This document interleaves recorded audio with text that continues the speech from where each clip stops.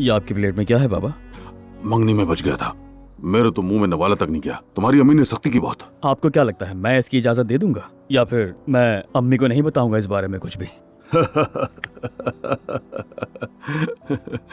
क्योंकि मैंने तुम्हें चुगली करने वाला बेटा नहीं बनाया है। आओ बैठकर बात करते हैं।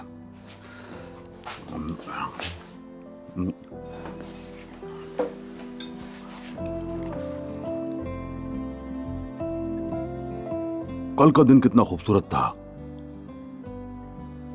महमद के लिए दिल से बहुत खुश हूं मैं। आयजा एक समझदार, हिम्मत वाली और खूबसूरत लड़की है।